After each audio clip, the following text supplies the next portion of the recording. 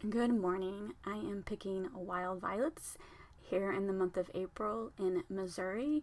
Wild violets are edible, and I've tried them before in lemonade and just as an accent on different dishes. But someone mentioned on YouTube that they were going to make wild violet jelly, and I was very intrigued, and I Googled it and I watched a couple videos, and I decided to make my own jelly. So you need 2 cups of the violets, just the head, so you need to de-stem them into 2 cups. If you get more than 2 cups, great. You want between 2 and 4 cups. It worked out that I had just a little over 2 cups. And then you take the violet heads and you put them in a jar, and you're going to steep them in 2.5 cups boiling hot water for at least 3 hours. Several of the recipes I read said you could steep them in the fridge overnight. I did not do that. I just left it in the jar, boiling hot water for a little over 3 hours, and it worked out perfectly. But if you want to just prepare them the night before, that works too. Basically, you are making a violet tea. So here I am pouring on the boiling hot water. And I think it's very, very important to make sure the water is boiling hot, because essentially you are making a tea and you want that hot water to steep out all the good violet flavor. I'm just grabbing a spoon that actually fits into the jar because, as you saw, my spatula did not work. I'm just pressing down the violets. I just want to make sure that they're all covered in water, and as you can see, the water is already starting to take a little bluish color.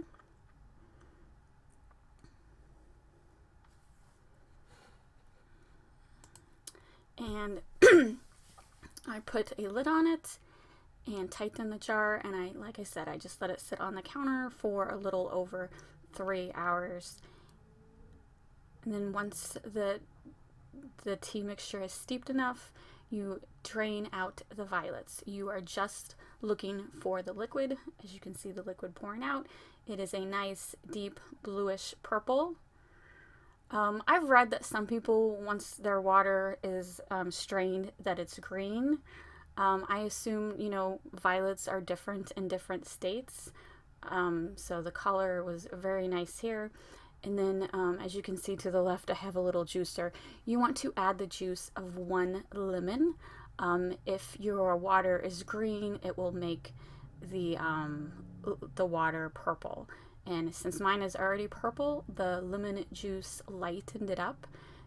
You'll see in a moment, to a beautiful color. So it is important to add this lemon. I'm not for sure if you should use concentrate. I used fresh lemon.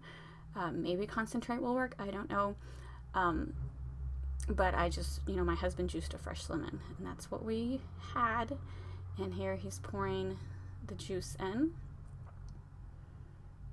And as you can see, it's lightening up already. It's like a little science experiment.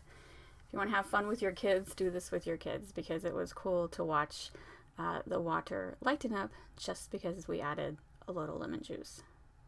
And now it's a nice pinkish purple.